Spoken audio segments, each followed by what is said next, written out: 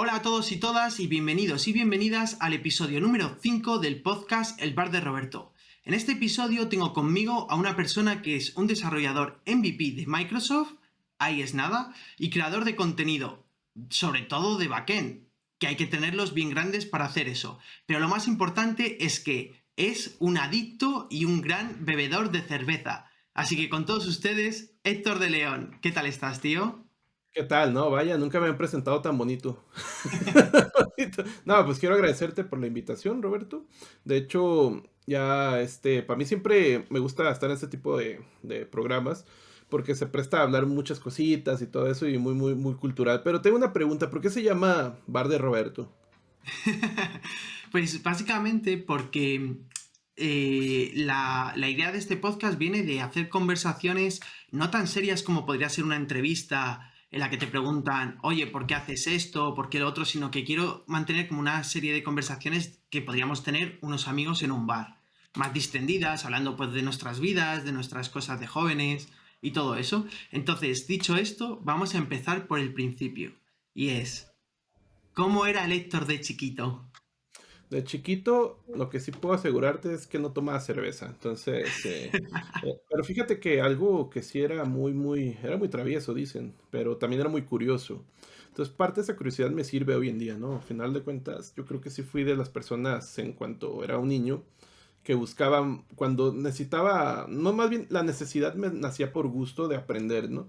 Lo que pasaba, me ponía a veces como frustrado por no tener el recurso, porque te estoy hablando de mi niñez fue en los años 90. Entonces los recursos, el internet no teníamos, internet lo tenían las personas que tenían dinero, o sea, no era un recurso que estuviera a mano de todos. Y el segundo punto es que yo no tenía, por ejemplo, para comprar libros, ¿no? Entonces lo que a mí me puso muy feliz una vez, esto es una anécdota, me puso muy feliz la vez que me compré una computadora, mi primer computadora ahí por el 98, 99, que pues obviamente no tenía acceso a internet, pero tenía instalado en carta. Entonces a mí fue así como abrirme un mundo completo, porque ahora sí podía investigar por temas de curiosidad. Y eso es parte de mi niñez, ¿no? La curiosidad. Yo creo que es lo que me trajo de alguna manera a este mundo de patrañas de la programación.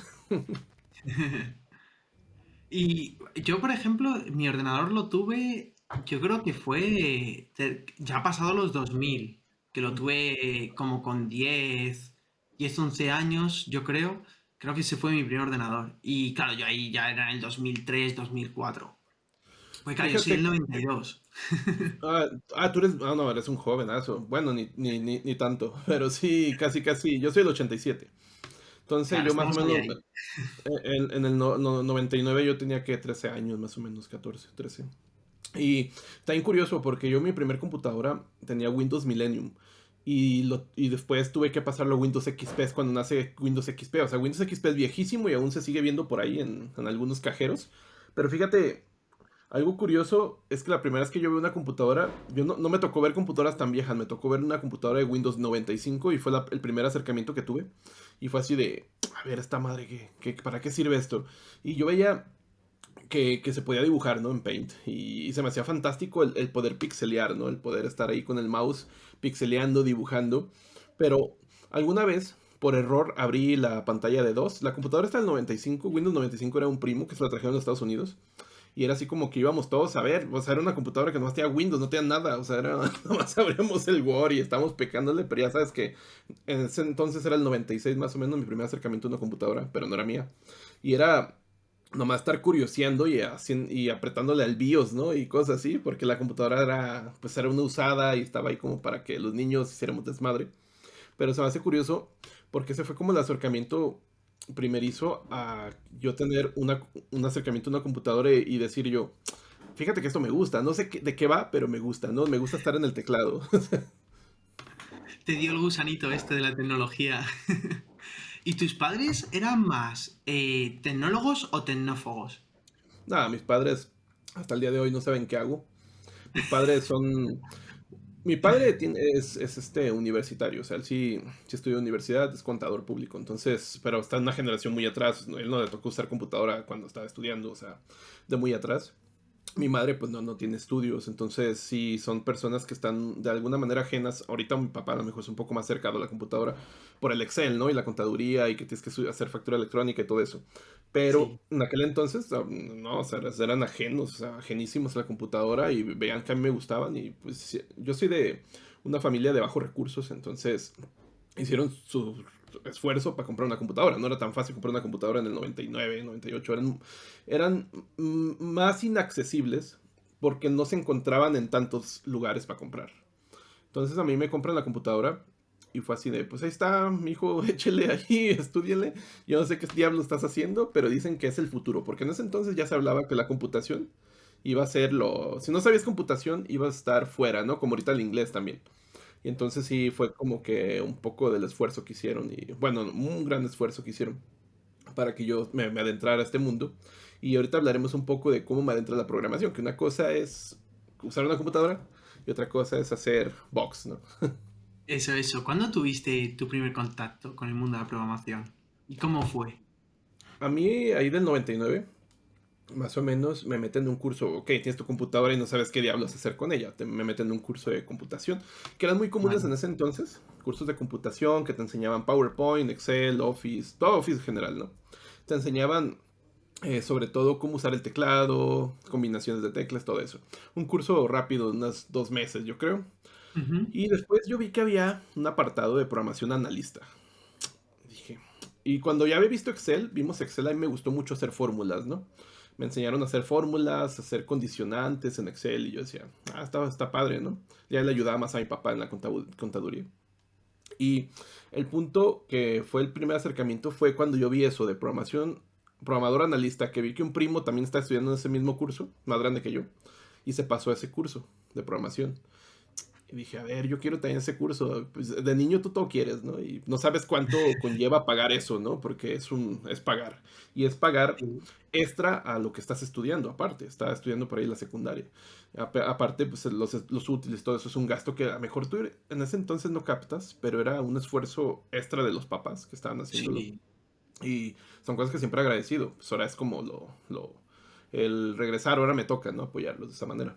Que estudien programación. No, el punto es que es cuando yo me acerco a la programación, me meto al curso y yo veo que soy el más chico. O sea, yo era un chavillo de 13 años y veo todos señores, bigotones, con muchas personas ya 20 30 años y yo dije, o sea, yo sentí como esa no sé, sentía como de una manera, no es rechazo, pero sí como diciendo, ese mocoso cagón que está haciendo aquí, ¿no? Pero yo me acerco, me empiezan a enseñar Visual Basic 6. En ese entonces estaba Sí.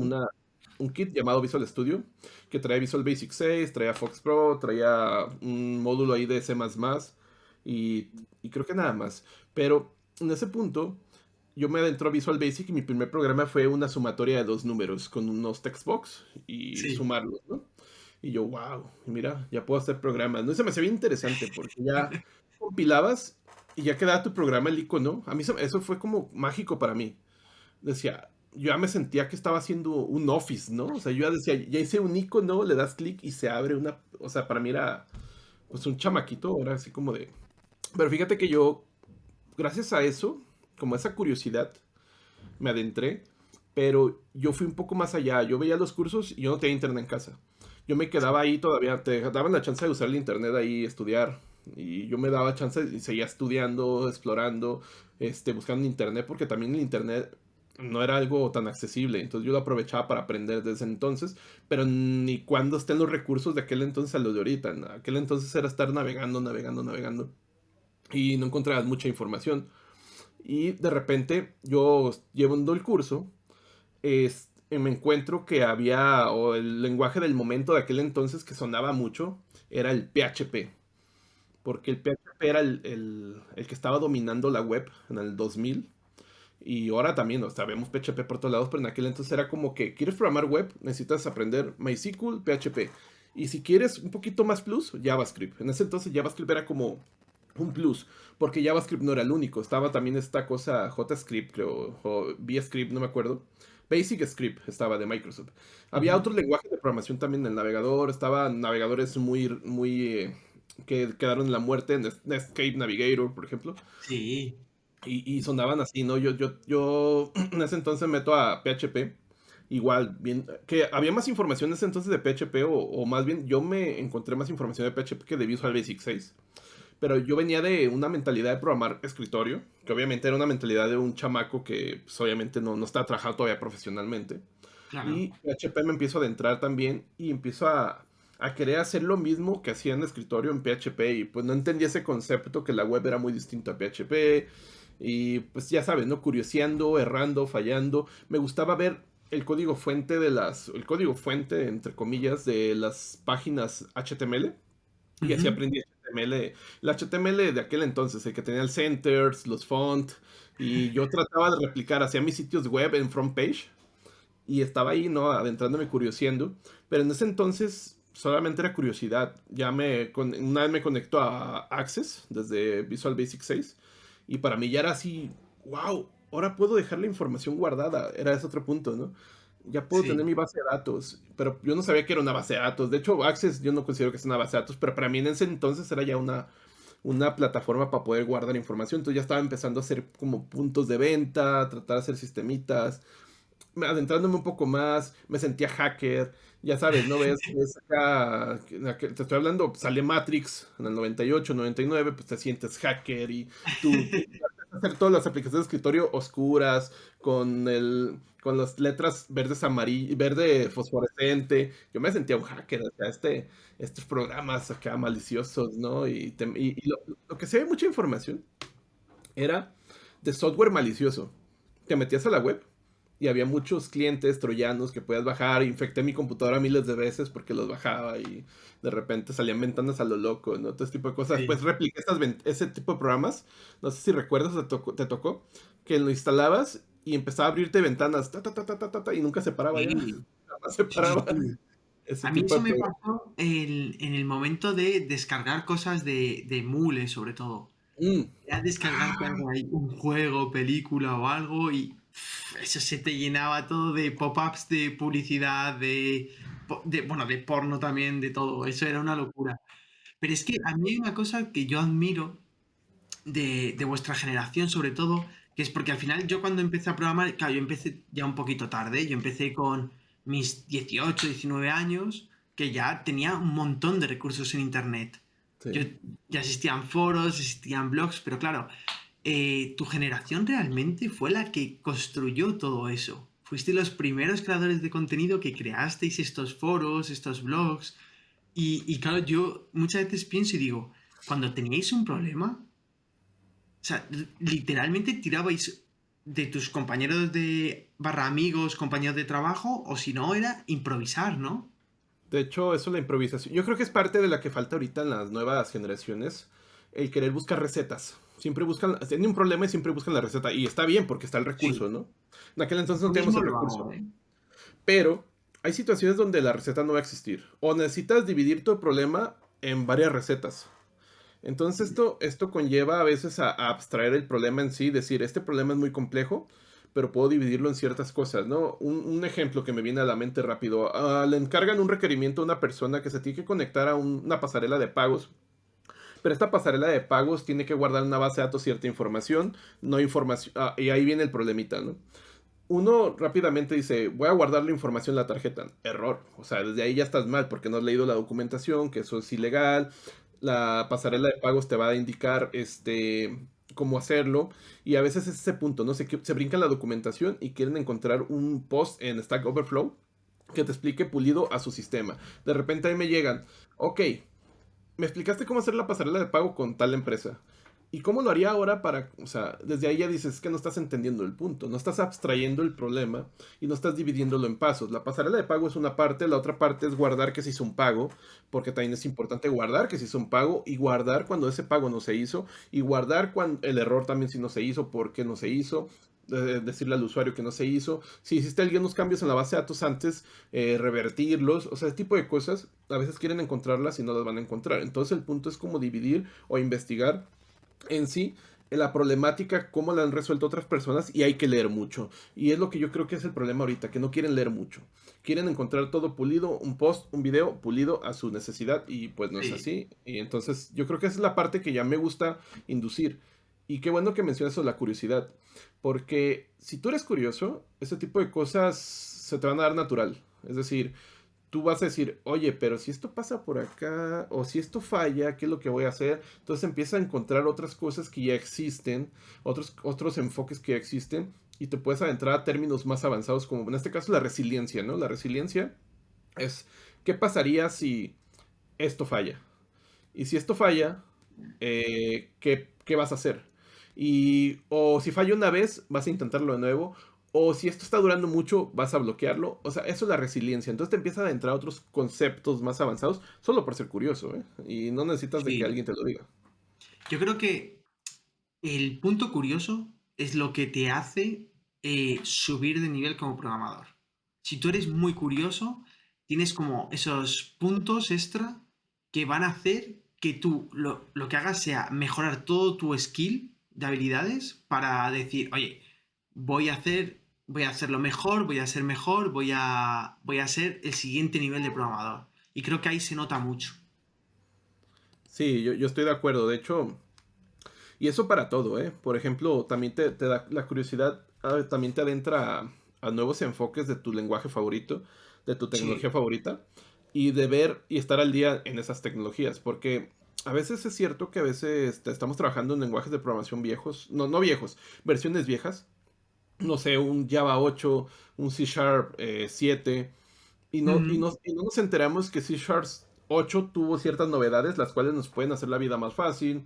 O estamos todavía en .NET 4.8 o más bien .NET 4. No, nos enteramos que ya existe el Async Await en .NET 4.5 porque seguimos en esas versiones. Entonces la curiosidad a veces te ayuda a decir, oye, esto que ha salido nuevo en mi tecnología favorita, no tan radical tampoco, es que ha salido este lenguaje nuevo, me voy a cambiar para allá. No, sino que lo que estás utilizando ir mejorando en eso mismo que estás utilizando y adentrarte ahí, enterarte qué es lo que te mejora en lo que ya estás haciendo. Y si te reduce tiempo, pues ahí va, ¿no? Entonces, siendo curioso también te ayuda a seguir estudiando. Pero yo creo que también es no llegar al extremo, porque mucho estudiar y no construir no te va a llevar a ningún lado. No, yo creo que ahí debería ser como mínimo un 50-50 y si no, yo creo que debería ser más un 60-40. 40 de lectura, 60 de construcción. ¿Por qué? Porque, en mi opinión al menos, al programador lo hace el código. Entonces tú para ser un buen programador tienes que programar. Si no programas nunca, nunca vas a ser muy buen programador. Podrás ser un analista de código, podrás ser un excelente teórico de una tecnología, pero a la hora de la verdad, a la práctica, no vas a saber hacer nada. Y eso no es lo que necesita un programador. Sí, y es lo que está pasando ahorita mucho, ¿no? Que se cree que el codificar es programar y no, codificar es solamente puedes copiar ese código y ya estás codificando de cierta manera. O sea, es como el escribir no es hacer un libro, ¿no? Tú puedes escribir, pero no No, puedes escribir cosas sin sentido y no puedes estar haciendo una obra de arte un libro, ¿no? Pero claro. ahora, estás codificando, ok, estás codificando lo de un curso que a lo mejor está resolviéndose en un punto central, pero después, si tú no sabes cómo absorberlo de ese curso para que te sirva en la vida diaria en una problemática, entonces no estás aprendiendo a programar. El aprender a programar en sí va un poco más atrás de solamente codificar, va en ver las ventajas y desventajas en lo que vas a utilizar, cómo lo vas a organizar, cómo lo vas a distribuir, cómo lo vas a diseñar, y hasta entonces codificas. Es decir, codificar solamente es el punto final, el punto en el cual vas a plasmar las ideas de lo que ya analizaste antes. Y eso que analizaste antes es en sí la programación. Es decir, la programación es todo ese universo de cosas, no solamente es quiero hacer una solicitud a este servicio HTTP solamente por hacerla. Sí, pero eso no está resolviendo nada. O sea, y ya cuando te dicen, ok, necesitas crear una base de datos por cada cliente en un celular móvil yendo a un servicio web, el cual se va a actualizar a las 12 a la primera hora del día. Entonces ahí hay ciertas cuestiones.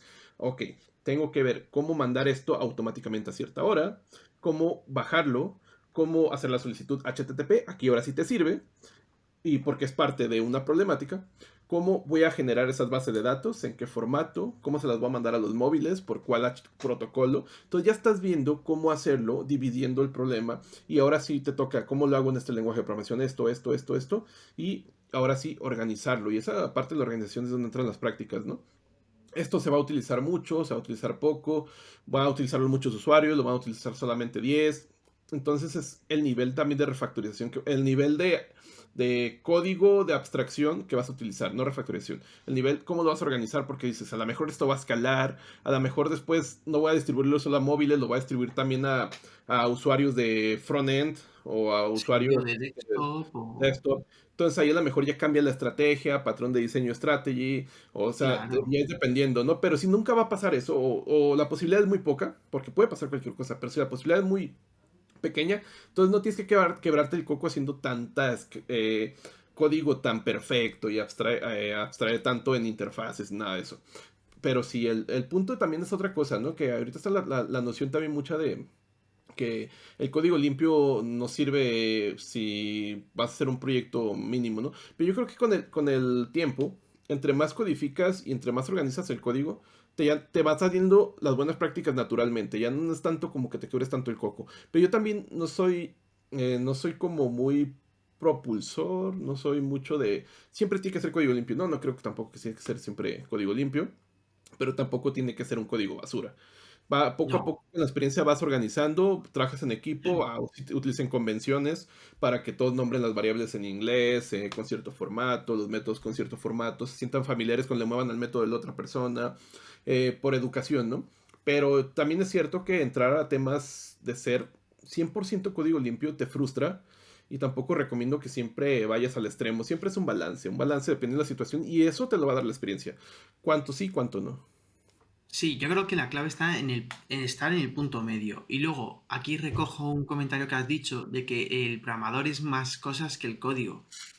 Yo siempre lo he dicho, para mí un programador no es el tío que llega a su puesto de trabajo, pica 2 líneas de código y dice, ya he trabajado. No. O sea, el programador es el que tiene que tener los conocimientos para saber por qué se utiliza un lenguaje de programación, por qué se utiliza un framework, cómo se tiene que desarrollar esa aplicación, si es monolítico, microservicios, si tienes que utilizar un Redis, si tienes que utilizar un Kafka, si tienes que utilizar todo, cualquier tipo de tecnología te puede ayudar. Y eso lo tiene que conocer el programador para saber cómo tiene que desarrollar mejor la solución para un cliente. El código no deja de ser una herramienta para crear la solución, que es lo De que hecho, mucha gente yo creo que no acaba de entender bien. El programador no es un tiralíneas, el programador es un creador de soluciones que va a utilizar distintas tecnologías y distintas herramientas para crear una solución. Una de esas herramientas es el código.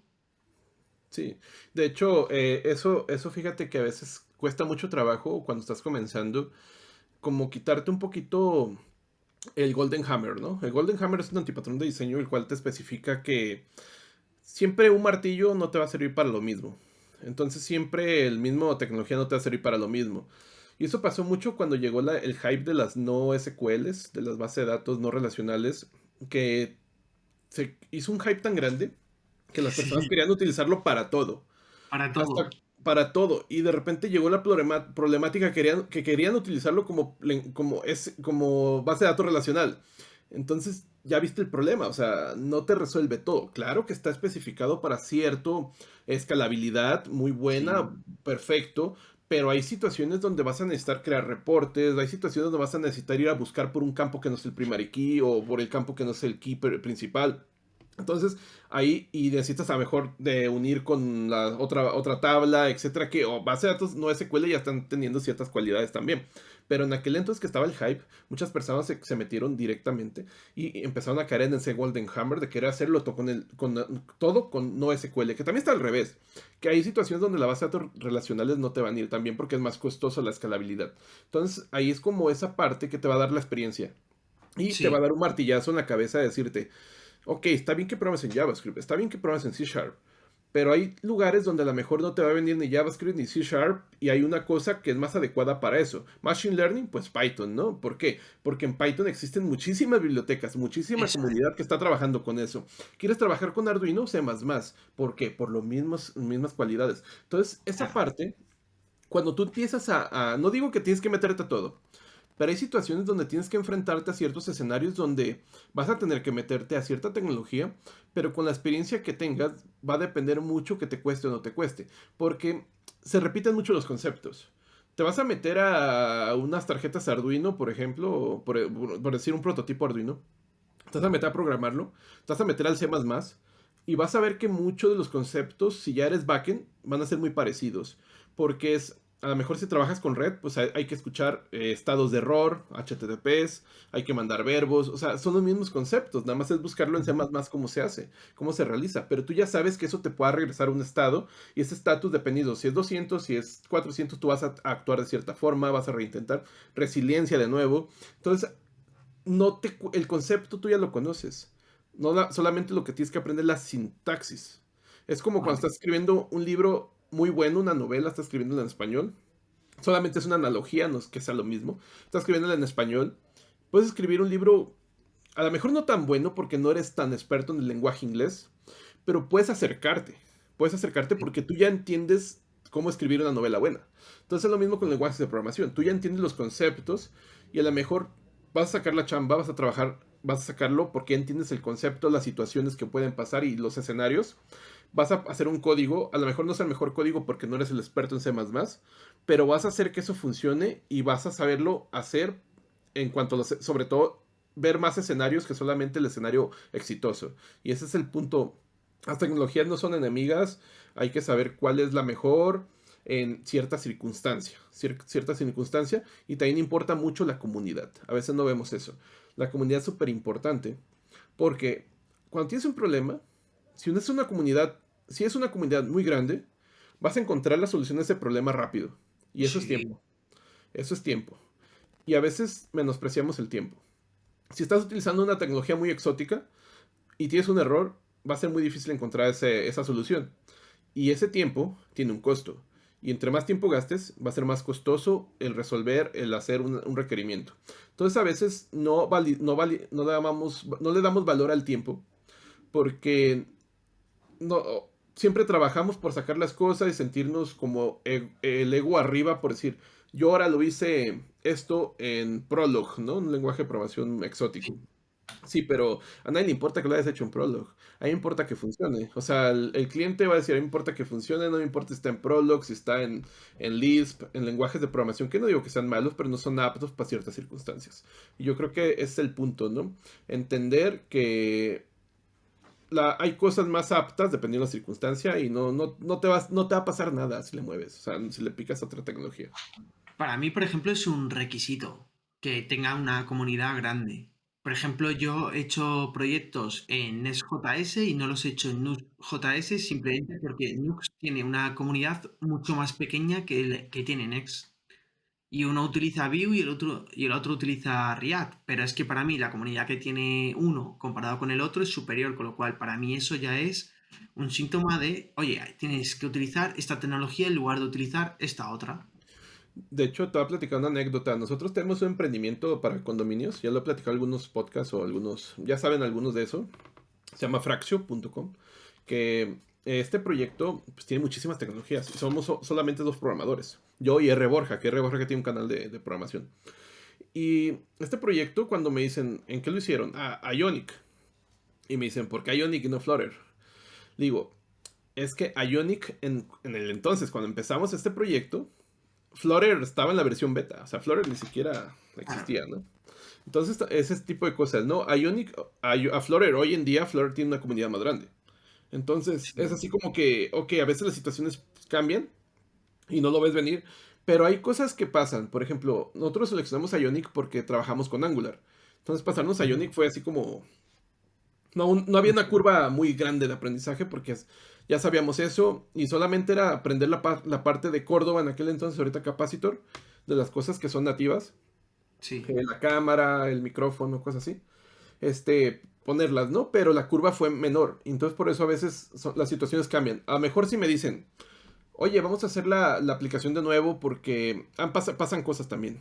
Nosotros estamos trabajando en Ionic 3 y ciertas cosas ya no iban a funcionar en iOS a partir del 2020, creo.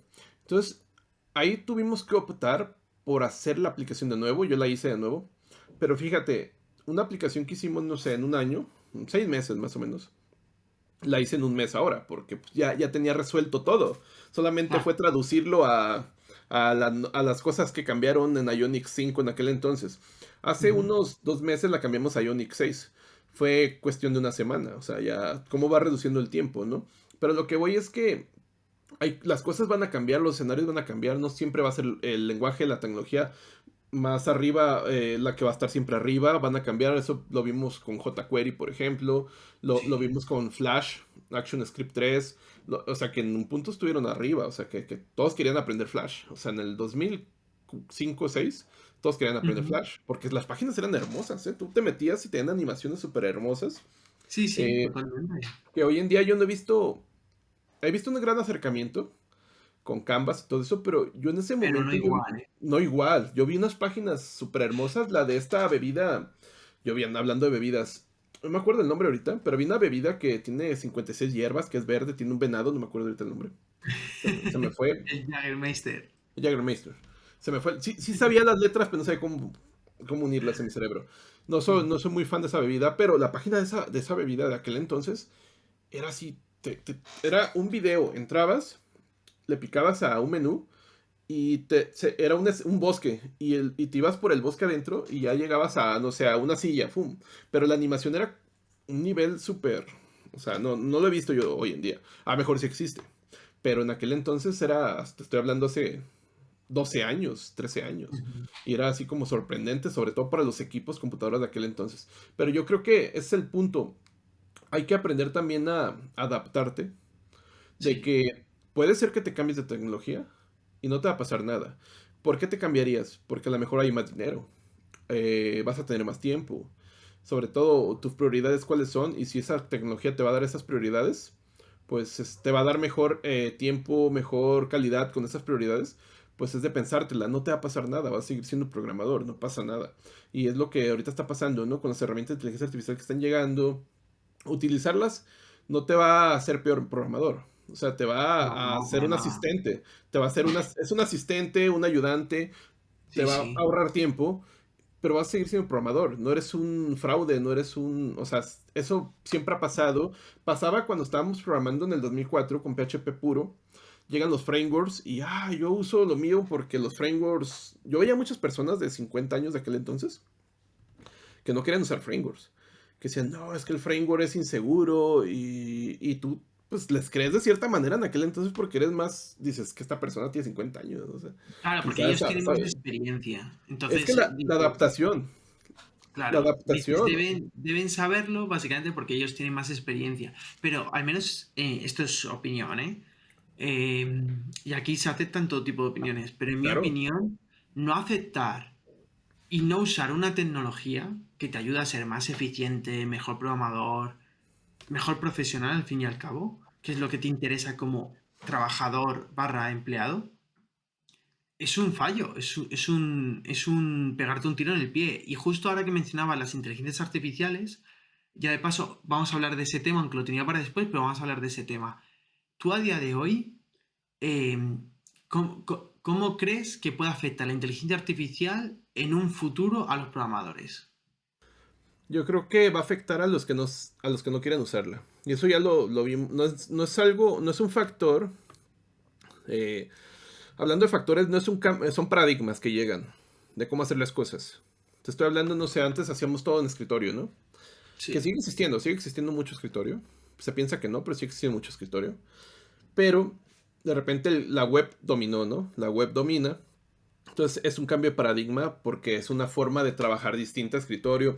Hay que solventar las cosas de cierta forma. Luego llegan los frameworks, ¿no? Cuando llegan los frameworks, era, ok, todo mi código tengo que adaptarlo ahora a cómo está trabajando ese framework, cómo está estructurado, cómo está organizado. Y eso nos costó mucho trabajo. A mí yo ya tenía como cierto, todos teníamos en ese entonces, en 2004, teníamos como no era un framework en sí, pero teníamos una estructura básica de nuestros proyectos que solamente copiábamos y ya trabajamos el siguiente Sí. proyecto. Era así, ¿no? Pero en ese entonces te estoy hablando de que los repositorios, pues era CBN, o sea, eran Tortoise, o sea, eran otra forma de hacer los merge del código, no había Git. Y Ujú. Entonces es un escenario distinto. Tuvimos que adaptarnos a los frameworks porque has programado más rápido. A mí me decían, no, es que, ¿cómo puedes estar seguro que eso no esté robando tus datos? Y no sé qué. Y yo así, pues dijo, pues que a lo mejor esas personas saben más que yo. Pero después te enteras, a ver, loco, eso es una comunidad que está trabajando miles de personas, que es open source. Yo no sabía del open source en ese entonces, que tú puedes ver el código. O sea, si quieres ver el código y vas a verlo. Si hay una cosa maliciosa, tú puedes verla. Entonces, este código, tú puedes trabajar sobre él y puedes modificarlo. Y aparte, hay mejoras de la misma comunidad. Entonces, tú no puedes compararte que puedes hacer el mejor trabajo que miles de personas que están haciendo lo mismo a la vez y lo están mejorando. Entonces tú empiezas a entender más cosas, ¿no? Empiezas a entender que hay muchas personas que no les gusta adaptarse y cada quien, o sea, cada quien, si siguen haciendo dinero con eso, pues está bien, tampoco pasa nada. Claro, cada Pero persona que haga lo que quiera y con lo así que es, sea feliz. así es, pero como a mí en mi caso, decía, es que otra vez tengo que hacer un autentificar, tengo que hacer otra vez estos filtros, y el framework pues ya te lo solventaba. O sea, ya te daba una estructura base. Y a veces nos quebramos tanto el coco por decir, ¿dónde pongo esto? Esta clase que resuelve esta parte del dominio, esta parte de negocio, ¿dónde la pongo? ¿En qué carpeta? Y entonces es cuando empiezas a tener tu propia estructura, pero el framework de repente ya te da una estructura, una arquitectura, te da una arquitectura. El framework tiene tiene sus patrones de diseño también. Entonces, quieres hacer algo, hay muchos frameworks que utilizan factorías, ¿no? Factories. Hay frameworks de inyección de dependencia por todos lados. Si quieres utilizar en .NET, vas a ver la documentación y rápidamente te recomiendan repository, patrón de diseño repository, adapter. Y tú ya vas viendo que el mismo framework ya trae esos lugares donde vas a poner ese patrón de diseño. Entonces ya te están resolviendo la abstracción de cierta manera y cómo organizar las cosas y cómo escalar. Ya no tienes que quebrarte tanto el coco. Y ahora la inteligencia artificial llega y está cambiando la forma del paradigma de cómo muchas cosas, no solamente organizar el código. Te está cambiando la forma como buscas. Es decir, ahora estás buscando puntual. Que hay que tener cuidado también. Eso también es como todo. Vas a un foro, también hay que tener cuidado. Te copias y pegas el código, tal cual. O sea, tu responsabilidad también es saber qué está haciendo ese código. La inteligencia artificial yo he visto que falla obviamente. No te va a evitar aprender. Eso también muchas personas decían, es que ya nomás lo busco y ya la inteligencia artificial copio y pego. No te va a evitar aprender porque hay que identificar cuando te está diciendo mentiras, que te miente. Hay que identificar cuando te está diciendo mentiras y hay que identificar cuando realmente te está ayudando. A mí me ayuda mucho para buscar, por ejemplo, a veces no me acuerdo cómo se usan, no sé, a mí se me olvida mucho y es normal que me ando pasando, a veces la persona piensa que no es normal, pero es normalísimo, la sintaxis de algo. A mí se me olvida la sintaxis bueno, que ahorita que un GitHub Copilot, que es parte de inteligencia artificial, te ayuda bastante la sintaxis de algo. Antes tenía que buscar un for each, cómo se hacía en PHP y cómo se hacía en C Sharp, porque se hacen diferente. O sea, en C Sharp va la variable singular antes y en PHP va la variable singular después. Entonces a veces se me olvidaba a mí, o sea, entonces son cositas que a veces te olvidan y que las buscas en un segundo. Tampoco es como que te pierdas todo el día ahí buscando. Pero tú Claro, sabes yo te entiendo que está, ¿no? porque a mí me pasa. Yo, por ejemplo, cuando hago un vídeo para Go, a lo mejor estoy programando y te pongo un for each. Y digo, pero si en Go no existe el for each, es un for. Y entonces tengo como que volver a recordar esa forma de construir un for en Go, por ejemplo. ¿Por qué? Porque luego yo en mi horario laboral estoy trabajando con JavaScript. O a lo mejor trabajo con PHP, que son los dos proyectos que manejo. Entonces, claro, cuando haces ese clic, ese cambio, dices, wow, ¿cómo se hacía esto aquí? Y ahí una inteligencia artificial te ayuda muchísimo. Por ejemplo, GitHub Copilot te ayuda un montón. A mí me gusta mucho buscar de lenguajes de repente interpretados a pasarlos a compilados o a C Sharp Java. De cómo se hacen cosas como las promesas en JavaScript, como es un equivalente en C Sharp, por ejemplo. Y te da una idea de entender, sobre todo es un tema un poco más complejo que las personas. Cuando te metes a concurrencia, ya es meterte a pensar en situaciones, escenarios y en cosas en forma paralela. Porque van a compartir recursos, esto está en paralelo, puede ser que no esté paralelo, la concurrencia no es sinónimo de paralelo, pero el paralelo no está dentro de la concurrencia. Y cuando estás en la concurrencia, a mí me gusta mucho pensar en situaciones y a veces digo, ok, con una promesa encadeno esto y ya estoy diciendo den de JavaScript. Digo, ¿cómo lo haría en C Sharp? Nomás por curiosidad. Y curiosidad de nuevo. Y este tipo de cosas me gusta porque te los traduce más o menos bien el GitHub, el ChatGPT, por ejemplo. Pero hay cosas que no te traduce bien.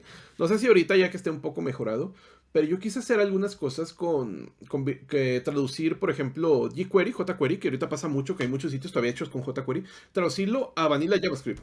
O sea, tradúceme esto que está haciendo jQuery a Vanilla JavaScript. Y me daba unas cosas horrendas, unas cosas que no tenían sentido. Y yo le decía, oye, pero es que esto está mal. Y me daba, oye, sí, tienes razón, está mal. A ver, cabrón, si ya ves que está mal, ¿por qué me lo estás mandando? Me decía ChatGPT. Esto, sí, claro, está mal. Ahorita te voy a una nueva solución. Pero que vuelve a estar mal. Oh, sí, lo siento, déjate mando otra. Y de repente empezaba a ciclarse, me mandaba la primera, no, la segunda, la tercera, la primera. O sea, y así estaba y nunca me resolvía lo que yo ocupaba. Necesitaba traducir de jQuery a Vanilla JavaScript para quitar jQuery. Entonces fue más rápido ir a Stack Overflow y alguien que ya lo había resuelto. O sea, por ejemplo, un típico punto blur, un típico punto hide de jQuery. Me hace un código enorme cuando de una línea lo puede resolver de Vanilla JavaScript. Pero bueno, esto así también está, hay que tener cuidado porque no hay que confiar en todo lo que te dé.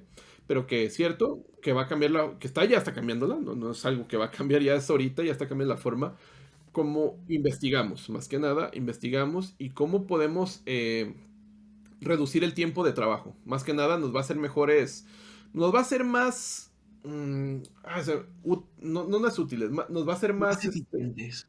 hacer más con menos tiempo, nos va a hacer. Sí, Pero hay más que tener eficientes, cuidado, yo creo. eficientes y Mm. óptimos, en menos Y yo tiempo. creo que Y yo creo que ChatGPT, en este caso, por ejemplo, hablando de ChatGPT directamente, puede ser un profesor increíble. O sea, te puede enseñar unos detalles de programación, unas cosas de programación que no tengas dominadas o tengas dudas y te las explica muy bien. Incluso partes de código que a lo mejor es código legacy, no te queda muy claro qué hace. A lo mejor le puedes decir, oye, ¿qué hace esta función?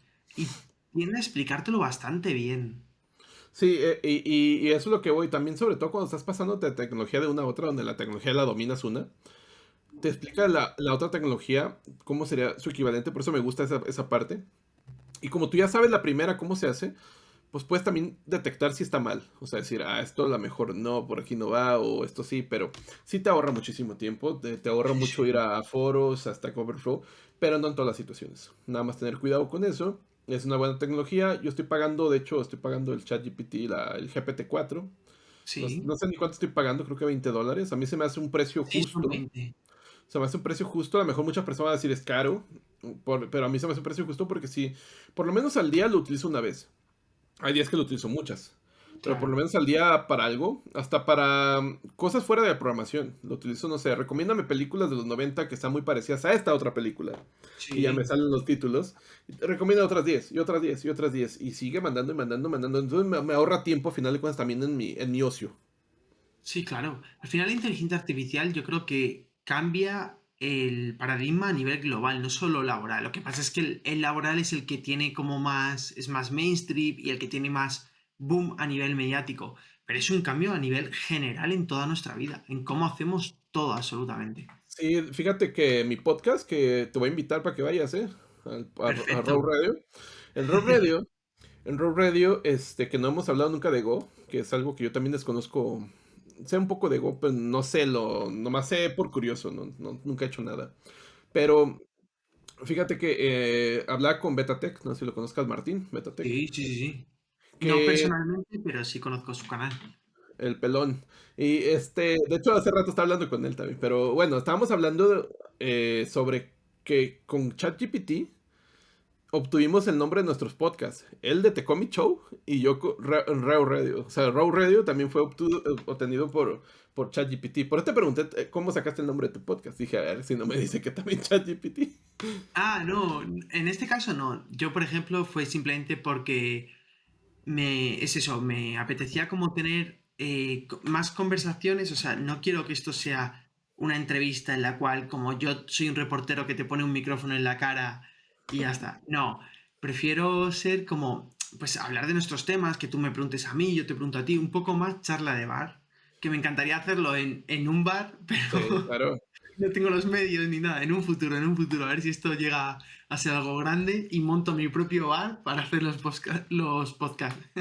Pero que yo he traído cerveza, ¿eh? Porque me dijeron que era un bar, entonces dije, llevo cerveza. Claro, claro. Yo estoy con agua hoy, pero por tema de la garganta. No te preocupes, no te preocupes. Ya sabemos quién es el adicto. Entonces, como yo puedo preguntar también, te voy a preguntar algo. Claro, sí, sí, Eh, tú pregúntame. En cuestión a Go, ¿tú recomiendas que hoy en día Go es una buena tecnología en cuanto a sueldos, salarios, vacantes? ¿Tú crees que es una buena entrada para una persona que apenas está empezando programación? ¿O lo crees que sea para una persona que ya tenga nociones? No, yo Go personalmente se lo dejaría a una persona que ya tenga nociones. Y por una razón muy simple, y esto es un problema del mercado laboral, ¿vale? ¿Cuál es el problema que tiene Go? Go está muy relacionado con la parte cloud. Entonces, es muy poco probable que a ti solamente te pidan desarrollo de Go. Lo más probable es que ese conocimiento de Golang vaya añadido a conocimientos de Docker, conocimientos de cloud, conocimientos de Kubernetes, y esto es por la propia aplicación del lenguaje, porque el lenguaje de Go, por desgracia, bueno, por desgracia no, al final es algo positivo, pero para lo que más se ha usado, o los proyectos que más publicidad han tenido que se han hecho con Go son de cloud. Son Kibana para logs de cloud, es Kubernetes, que es el mayor orquestador de cloud del mundo, yo creo, y uno de los más usados, para hacer extensiones en AWS. Entonces, claro, al final está muy orientado a cloud. Entonces, una persona que quiera aprender, yo no le recomiendo Go. Y mira que mi canal va de Go y esto es tirar piedras contra mi propio tejado, pero hay que ser realista. O sea, yo lo que quiero es ayudar a la gente, no perjudicarla.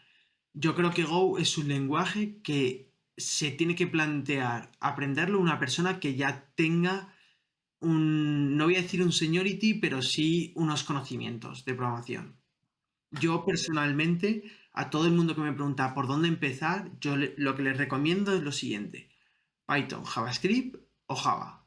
Son los tres lenguajes que yo recomiendo, porque son los que más salida tienen, más se usan y más comunidad vas a encontrar, más cursos, más creadores de contenido vas a ver, que ahora por cierto vamos a hablar de tu faceta de creador de contenido y ya vamos a hablar de esto, pero la mayor parte de creadores de contenido hacen contenido JavaScript o Python, con lo cual yo a alguien que quiera aprender le recomiendo entrar en JavaScript o Python y luego Java o PHP, pero más esos dos. De hecho, qué bueno es que mencionas a Java, que Java es un lenguaje de programación que muchos lo odian o muchos lo aman. A mí me encanta Java, siempre Yo me ha gustado aprendí Java. con Java. Y es que a lo que iba con Java, y hablando de comunidad, es que Java es de las tecnologías que puedes encontrar temas complejos, avanzados, material buenísimo. Temas de Sí, arquitectura de software, temas de patrones de diseño, vas a encontrarlos en Java, porque Java fue una tecnología en el 2000, del 2000 al 2010, que fue donde estaba la mayoría de arquitectos de software en aquel entonces.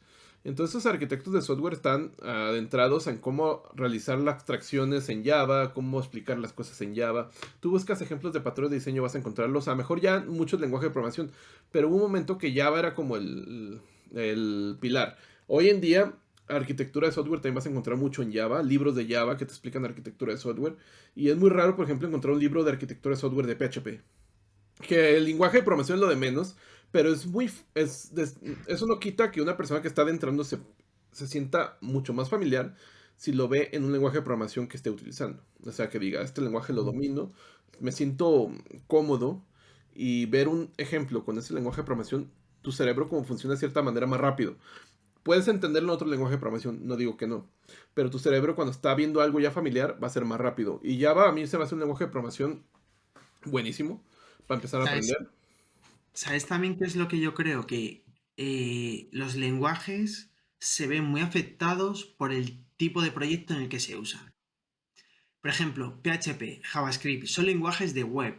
Las primeras webs, la gente no cuidaba el lenguaje como tal. O sea, importaba que se viese la web, pero yo me acuerdo, esto es de mis inicios, ¿vale? Allá por yo qué sé, 2010 o así, veías que las webs eran un churro de código, la parte de servidor estaba arriba, la parte HTML abajo o al revés, y eso era si podía tener el fichero 5.000 líneas, las tenía, o 10.000 líneas. Y yo creo que la diferencia es que en Java, bueno, Java, los proyectos para los que se ha utilizado han sido proyectos muy estratégicos en las empresas. Han sido proyectos muy de CRM, de intranets. Entonces, esos proyectos necesitas que funcionen muy bien. Y necesitas que sean con un rendimiento muy alto y que no den problemas. Una web al final era como, no, una web es una parte de nuestro negocio. Y ha sido ahora, en los últimos años, cuando las webs se han convertido en la pieza clave de los negocios.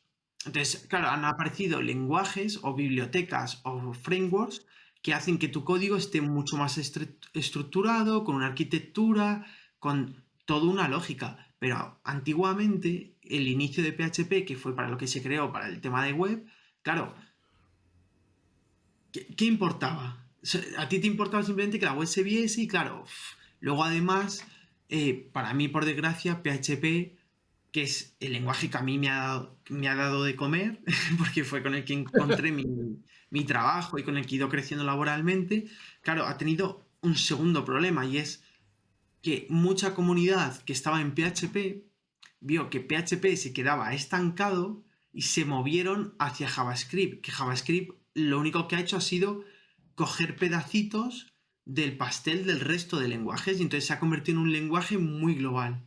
Por ejemplo, para mí Python se ha hecho famoso por ser un lenguaje muy bueno y muy sencillo. Hace cosas de manera muy fácil, cosas muy complejas. Pero JavaScript para mí la fama que tiene es porque sabiendo JavaScript puedes hacerlo prácticamente todo. Puedes hacer aplicaciones de escritorio, aplicaciones mobile, webs, servidores, eh, comandos de consola barra terminal. Claro, al final eso también hace que a ti te importe mucho más aprender ese lenguaje porque puedes hacer muchas cosas. ¿Cuál es el problema? La eficiencia. Era lo que hablábamos antes, cuando tú conoces que, oye, es que para hacer un proceso de terminal es mucho más eficiente C o C Sharp o C++. Dices, vale, pues entonces, ¿qué hago haciéndolo en JavaScript? Y ese es el clic. Pero para mí, por ejemplo, en Java, claro, al final han sido proyectos tan estratégicos y tan importantes para las empresas que al final sí que necesitabas una arquitectura, una eficiencia, sí se pensaba en eso antes de que a nivel global se supiese qué son esos términos, yo creo. Sí, pero fíjate que también hay otros factores en PHP que había muchas personas diseñadores gráficos, que no eran programadores, que se metieron a PHP porque necesitaban hacer una web. Ellos no sabían nada de HTML, nada, iban a buscar ejemplos en internet y hacían Claro. la web como podían sacarla. Y no era su trabajo, por eso no está bien, o sea, sacan el trabajo. Quedaba la página llena de PHP como las de React ahorita. Y bueno, el punto es de que en PHP, como estaba dominando la web, había muchas personas que no eran programadoras en sí. A lo mejor fue su primer acercamiento. Hay muchos que van a hablar de PHP como Vietnam, que lo van a ver como malo. Hay personas que siguen haciendo PHP. Yo sigo trabajando con PHP hoy en día. PHP ha evolucionado mucho, pero también hay un factor que lo afectó bastante, que es el que cuando estaba la versión 6 de PHP que nunca salió, ese fue el factor. Querían hacer la versión 6. PHP 3.4 te da muchos problemas con los encoding. Tú querías guardar Ujú. una ñ y te la guardaba de la mierda. Tenías que encodificarla. Sí. Hacer ciertos UTF-8 para la base de datos, hacer un encoding, y etcétera. Y luego, ellos querían mejorarlo todo en PHP 6. Pero se tardaron mucho tiempo y se pasaron a la versión 7. Tuvieron muchos problemas. Y fueron muchos de estos por el encoding. Pasaron a la versión 7 y ahí sí fue un PHP que se volvió. Para mí fue el PHP cuando dijo: a ver, estaba muerto, miren que no. He vuelto y he venido mejor. PHP empezó a agregar a la versión 7.2 los error function, por ejemplo, también ya. Muchas personas no saben Sí. que hay error function. Empezaron a agregar tipado en los parámetros y en Oye, las espera, ¿fue la propiedades. 7 o fue la 8? 7.2. La Zero Function 7.2. 7.2. Vale. La 7 no, pero 7.2 sí. Yo te lo digo porque 7.2, sí, que 7.2. Porque nosotros ahorita estamos en la versión 7.2 en un proyecto, la vamos a pasar a la 8 y podemos hacer error functions. Pero a partir de la 8 tuvo otro brinco. Porque ya PHP podías tú compilar. Y cuando estás compilando ciertas partes de PHP, le estás dando esteroides a PHP. ¿Qué es lo que pasa cuando compilas? Cuando tú interpretas, esto va a analizarse de nuevo, en lenguaje PHP y lo va a interpretar con su motor, lo que sea. Cuando está compilado, esto va a ser en bajo nivel. Ya está en bajo nivel, hecho la capsulita, va a ser mucho más rápido. Por eso los lenguajes de programación compilados tienen ese plus, ¿no? PHP permitiéndote eso, pues trae un brinco enorme. Y es a partir de la versión 8.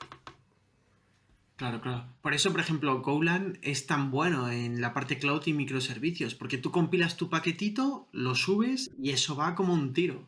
Porque claro, no tiene que interpretar nada el sistema. Ya está traducido para que el sistema lo entienda. Sí, bajo nivel. Y es que entendamos, es algo por sentido común. Cuando tú estás trabajando en bajo nivel, el lenguaje está más cercano, bajo nivel ensamblador, está cercano a la máquina, es lo más cercano a la máquina, casi binario. Cuando estás trabajando con C, C++, Rust, ya tienes encima una capa. Esa capa no quita que que esta capa esté haciendo cosas extras para traducir, para hacer lo que tenga que hacer con el ensamblador. Traducirlo a lo mejor de una manera no tan óptima. Entras a un C++ que hace un V8 de JavaScript, ahora tiene la siguiente capa, JavaScript. Y ahora tienes un programador de JavaScript que está haciendo las cosas de la mierda. Imagínate en este punto. Ahorita vamos a hablar de los que hacen las cosas bien. Pero puede ser en el caso peor, que hace las cosas mal. Entonces tiene esta Ujú. capa, más esta otra capa, más esta otra capa. Entonces ya son Claro. factores que te van a hacer que sea más lento de cierta manera. Ahora, Sí, sí, sí. aunque sea un programador con buenas prácticas, que haga las cosas óptimas y súper optimizadas, con su NO mayúscula perfecto, etcétera. Eh, Igual no evita que esté trabajando en capas que hicieron otras personas. Y eso al final va a ser más lento. Entonces, cuando está compilado, estás ya hecho haciendo algo desde la capa inferior. Entonces, esta capa inferior, quieras o no, pues ya está empaquetada. Más rápida. Va a ser mucho más rápido. Pero bueno, la ventaja es que los lenguajes interpretados ya están agarrando este tipo de cualidades para hacer Sí. ciertas cosas compiladas, digas, esto va a estar compilado y esta partecita aquí, y a lo mejor lo demás tampoco, o sea, es otra vez, no todo tiene que estar compilado, o sea, Claro, hay claro. que, hay que ver cuándo sí, cuándo no. La versión de PHP, ahorita la 8.2 que va, está bastante poderosa, ya hay tipado, mucha persona piensa que no hay tipado, hay tipado de propiedades y parámetros, pero también algo que me gusta de PHP versus JavaScript es que PHP sí tiene interfaces y JavaScript no. Es algo por lo cual a mí JavaScript no me convence del todo. El hecho que no tenga tipados. A lo mejor porque vengo de lenguajes tipados. Bueno, PHP no es tipado, pero me metí muy de lleno a Java también por ahí del 2000-2010. Y a lo mejor por eso me cuesta trabajo, pero yo como JavaScript, a mí no soy enemigo de JavaScript, pero sí soy muy... Hay cosas que no me gustan en JavaScript. Es que no tenga tipado, que no tenga interfaces. Y con eso puede ser mucho, ¿eh? A veces dicen, ah, sí son dos Yo cosas, sí, creo pero... que, yo creo que, fíjate, en esto creo que se nota quiénes son programadores de backend. Los programadores de backend nos cuesta mucho el no tener tipados, no tener como el código muy, muy, muy, muy organizado. Saber qué es cada cosa, saber cómo se tiene que retornar esta función, saber qué es lo que va aquí. Y JavaScript poco a poco lo está solventando, pero claro, de ahí nace TypeScript también. Claro, Que yo sí. insisto, TypeScript para mí fue un ingeniero de backend de Microsoft que dijo, esta mierda, ¿qué es? Voy a crear algo decente y creó TypeScript. Porque JavaScript el problema que tiene es que es muy loco todo. O sea, una variable puede cambiar de un int a un string, de un string a un booleano y dices tú, pero esto no es normal, esto no es lógico. No, y aparte, hay situaciones donde necesitas ese tipo de comportamiento también. O sea, hay situaciones muy, sobre todo en la web, que tienes un componente que puede ser otro componente de repente. Pero algo que quería aquí enfatizar son dos cosas. El creador de C Sharp fue el creador de TypeScript. Curiosamente nos gusta mucho TypeScript a los de C Sharp, porque se parece. Para mí TypeScript es como un C Sharp 2. Tiene cosas muy, muy, muy interesantes. Es que cuando el TypeScript, el type que tiene ahí, el type, Sí. lo tiene bien puesto porque en cuanto a tipos, tiene cosas que hace mágicas. Puedes hacer intersección de Sí. tipos, puedes hacer unión de tipos. O sea, no solamente es hacer el tipo, sino que puedes jugar con los tipos para hacer merge, intersecciones, uniones. Y eso te da un potencial enorme. Nada más la segunda cosa que yo creo en el backend es que no todos son los tipos, por ejemplo, yo que vengo de C Sharp, que trabajo con C Sharp y SQL Server, hay ciertos datos que se comparten desde la base de datos, tipos de que no son tan comunes a lo mejor para el frontend. Hay un tipo en base de datos SQL Server llamado Polygon y otro llamado Geometry. Y estos Ujú. tipos te sirven para guardar figuras. Hay otro llamado geografía, geography. Y estos tipos, por ejemplo, el de geografía, te sirve para guardar ubicaciones.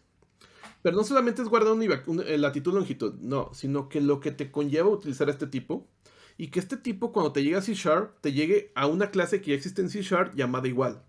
O sea, ya tú no tienes que andar haciendo una clase para manipular eso, sino que ya unos ingenieros que son bien chingones hicieron algo que se adapta desde la base de datos, que en tu backend está, y al frontend tú nomás le entregas la latitud y longitud. Porque me tocó a mí trabajar en un sistema que hicimos alguna vez para... Iban pasando... Era instalación de luminarias, lámparas por todo el estado de Jalisco. Estado de Jalisco en mi región. Estaban Ujú. poniendo las lámparas, pero era un desmadre poner, por ejemplo, la foto, toma la foto, la lámpara para decir que ya está puesta, al que te está pagando, al gobierno en este caso. Y esa foto tiene una ubicación en el celular, ¿no? La latitud y longitud. Ok, guardas eso en la base de datos. Ahora, el problema. Puede ser que esta persona tome la foto de enfrente, de otra lámpara que está enfrente. ¿Tú cómo sabes que Sí. no es la lámpara que está enfrente o la lámpara que está allá? Teníamos que poner un umbral de error, ¿no? Es decir, 1 metro, 2 metros. Ok. Tienes la latitud y longitud. ¿Cómo lo haces? O sea, lo que voy, hay que estudiar a lo mejor no sé qué tengas que estudiar, cartografía para ver cómo se sacan el metro de diferencia entre los números esos de latitud y longitud. ¿Qué es lo que hay que hacer? Bueno, existe un tipo de dato que ya está desde la base de datos que te calcula eso. Entre una ubicación y otra ubicación te dice cuántos metros de diferencias hay. Entonces, cuando tú tienes ese tipo, que de la base de datos tú puedes hacer con un query, decir, esto que me están mandando, ¿cuántos metros tiene de diferencia a esto otro? Desde una query de SQL en SQL Server, te resuelve el problema. Y tú dices, ok, y fue un tipo que ya existía. Ni siquiera fue un tipo que yo inventé, que me puse a ver cartografía. No, era un tipo que existía, que C Sharp lo leía bien, que C Sharp podía resolverlo, pero de la base de datos tú podías resolverlo. De hecho, hasta tenía operaciones para poder hacer un círculo y ver la proximidad por círculo, no solamente para acá o para allá. Entonces, son esas cosas que vas aprendiendo con el tiempo y ves cuál es el potencial de los tipos. No solamente es un entero o un decimal, sino que el hecho de tener un tipo que tenga funcionamiento, funcionalidad, y a veces desde la base de datos tiene esa funcionalidad, te ahorra bastante tiempo. Claro, claro. Y ahora vamos a hablar de la parte en la que hablamos con el Héctor, creador de contenido. Uy, no. ¿Cómo nació este Héctor? Yo empecé a crear contenido ahí por el 2009. Creé un blog. El típico blog. Todos en el 2009 que estamos con PHP, estamos la idea de, voy a crear un blog, lo voy a hacer yo, no tengo que utilizar a nadie, no tengo que utilizar nada, ¿no? Y lo que pasaba era que te vas enterando de ciertas cosas que no solventabas. Por ejemplo, el primer problema que yo tuve fue, ok, ¿cómo hago para que lo que esté escribiendo se convierta en HTML, ¿no? Porque es un blog. Entonces empieza a investigar que existían herramientas open source, después algunas se hicieron de paga. En ese entonces estaba CK Finder y era un What You See, What You Get, que los que no sepan que es un What You See, What You Get es como el Dreamweaver, cuando tú vas escribiendo le pones negritas y eso se va viendo acá al lado en HTML. Ese HTML lo guardas en la base de datos y ese HTML lo puedes mostrar en una página ya con el formato, ¿no? Es lo que tú Ujú. estás escribiendo, es lo que obtienes. Bueno, entonces dices, ok, tengo que configurar eso. Pero si necesito fotos, ¿qué voy a hacer? Entonces te enteras que esa misma herramienta tiene un CK, no me acuerdo cómo se llama, Zetafile, no me acuerdo, que era un browser que te abría tu carpeta y ya podías poner la foto, se subía, tú le especificabas a qué carpeta se subía y todo eso, ¿no? Entonces vas aprendiendo a crear ese tipo de cosas y vas creando tu blog y yo escribía entradas, ¿no? Yo no tenía ni una idea de SEO, no tenía nada de idea de SEO, solamente era el programador. Después te entras al SEO y vas entendiendo cómo puede hacer que tu blog sea más visto. Bueno, ya te dan, no sé, unas 100 entradas de cosas que veía de programación. Que hubo otro problema. Cuando quise poner código, dije, ok, pero el código tiene que tener colores. Y mierda. Y como yo estaba haciendo todo, era, era como investigar qué herramientas te ayudaban a hacer eso. Y encuentras que alguien ya lo hizo, que te convierte el formato al código para que sea más visible con CSS bonito. Bueno, el punto es de que vas aprendiendo cosas conforme a esto, ¿no? Yo creaba mi blog, ponía código, este es un ejemplo para hacer esto y esto es un ejemplo para hacer esto. Oye, estaría bien padre que pusiera un chat aquí al lado, o sea, nadie entraba, o sea, no era un chat para que... no le llamaban chats, era un típico, un box que podía escribir Como las un personas, asistente, ¿no? ajá, ponía la gente lo que quisiera. Y pues en ese entonces, pues a tu blog entraban, no sé, 5 personas al mes, pues. Pero bueno, Oye, pero así, 5 ya no estaban mal, ¿eh? En aquella época. no, y te estoy hablando de 2009 más o menos. Y ahí resulta que yo estaba buscando el dominio, ¿no? H de León, Héctor de León. Porque yo donde trabajaba en gobierno, te ponían tu usuario era tu nombre, la primera letra del nombre y tu Y apellido, luego el H de apellido. León. Ajá. Entonces yo decía, pues sí es que digo, ¿cómo le pongo un blog? O sea, no tengo ni idea de poner. En ese entonces YouTube no había tanto creador, si había, eran muy pocos de videos. Y yo me puse a buscar el dominio y hdleon.com ya existía. Entonces vi que hdleon.net no existía. Entonces, es así es como lo llamo. Abriste punto .net. Punto .net porque era el que estaba disponible, ¿eh? No, no tanto por el punto .net. Yo en ese entonces punto .net más o menos lo manejaba, pero no era tan fanático. Después, ¿qué pasa? En el 2016 me creo un canal de YouTube. Digo, vamos a hacer videos en YouTube porque estaba con el tema de facturación electrónica aquí en México y dije, estaría bien que estos temas estén ahí porque casi nadie habla, y etcétera. Yo lo había dominado desde el 2011, ya había sacado un sistema para eso. Entonces dije, dejo, voy grabando videos de esto, ¿no? Grabé videos y mucha gente de ese entonces me ubicó por esos videos. Si es que tú enseñas facturación electrónica, nadie enseñaba a programar eso en YouTube. Y luego, ¿qué es lo que pasa? Que es un poco el merge con mi papá de contabilidad, la facturación. No entendí un poco más por ese tema, que le ayudaba de niño y todo eso. Pero bueno, después ya cuando sale el canal YouTube, subo como 6 videos y ya nunca subo nada. Digo, ah. En 2018 digo, déjame pongo serio. Y empiezo a hacer un video diario, sobre .NET. Un vídeo diario. Un video diario. Me pongo a hacerlos, pero eran videos que ni siquiera tenían edición. Eran videos que grababa en vivo y como saliera. Y ya veía que había gente ahí en el chat y todo. Y digo, wow, ¿a poco alguien está viendo esto? De repente ya me puse más serio y dije, deja con menos videos, pero que tengan un contenido un poco más robusto, ¿no? Empecé a hacer videos de 1 hora, de 2 horas, así, y decía, diablos. Tú no sabes editar, no sabes grabar, eres programador, hay que aprender cosas. Tú quieres grabar con el micrófono de la laptop, quieres grabar con... Yo no, entonces no sale la cámara, estoy hablando de 2018. No era tan común que hubiera el típico programador con su setup y todo eso. Yo era el típico programador que trabajaba en una laptop, que me Sí. salía al jardín a trabajar y no era de tener un setup, ¿no? Y sobre todo porque iba a oficinas entonces todavía. Ujú. No, 2018 ya no, 2016 sí.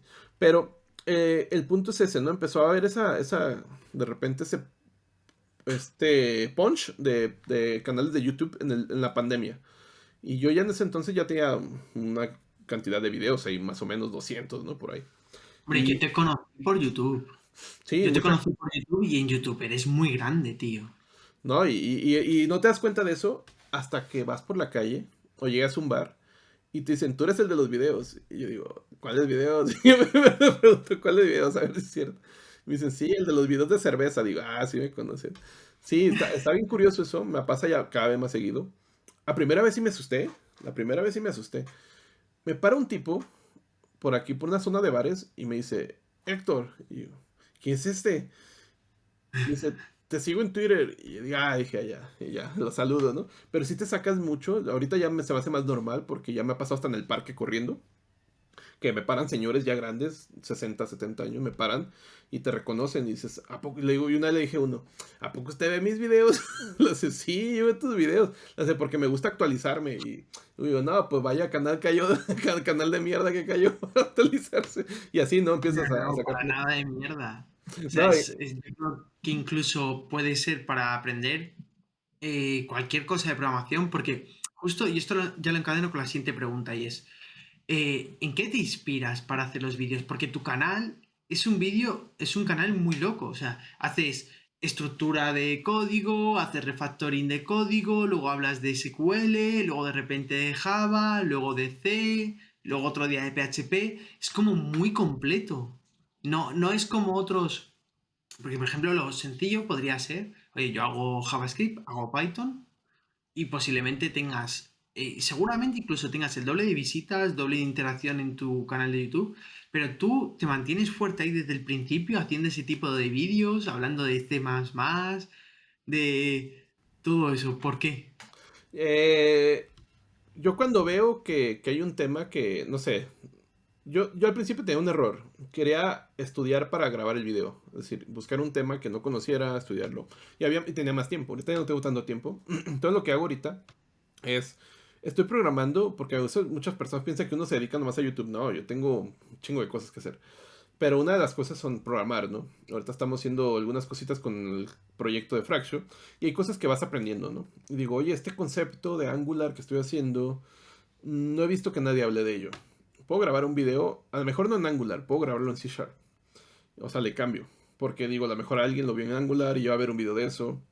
Lo cambio a C Sharp y ven que el lenguaje a final de cuentas es como solamente un intérprete de tu idea. Al final tú puedes explicar ese concepto en otro lenguaje y no pasa nada. Pero me gusta estar cambiándome porque me enfada grabar lo mismo. O sea, como decir, ahora mucho C Sharp. De hecho, el siguiente video va a ser de .NET que voy a grabar. Pero es de un tema que aprendí estas semanas porque me estuve actualizando en .NET 7 algunos conceptos y estaba viendo cómo mejorar la autentificación, ya la aprendí cómo se hace, digo, hay que explicarlo. No veo que nadie esté hablando tanto de esto, entonces voy a crear un video de eso. Pero sí, el tema yo creo que al final es, a mí me gusta que las personas cuando ven mi video, no importa si lo ve alguien de JavaScript, de C++, de Python, lo que sea, entienda el concepto. Ahorita estoy grabando mucho de SQL, pero el concepto es el mismo. A veces hablo de SQL y hablo de programación declarativa dentro del SQL y digo, esta programación declarativa no es propia de SQL, tú puedes aplicarla en Python, puedes aplicarla en JavaScript. Y si entiendes el concepto de cómo estoy agrupando aquí por medio de una función de SQL, esta misma función existe en JavaScript con otro nombre y vas a entender cómo funciona la data interna. Entonces yo creo que el objetivo es ese. El lenguaje es lo de menos, el concepto es lo importante. Eso es pues una explicación perfecta, tío. La verdad es que se entiende muy bien cuál es el origen del vídeo y por qué te centras en hacer ese tipo de vídeos. Me parece además que es ir un poco a lo complejo y no a lo fácil, lo cual me parece para quitarse el sombrero totalmente. Y ahora me gustaría hablar contigo sobre un tema que, por suerte, porque esto sí que es verdad que para mí es una suerte, claro, a mí nadie me reconoce por la calle, ni nadie sabe quién soy, ni nada, entonces tengo como muy poquito hate.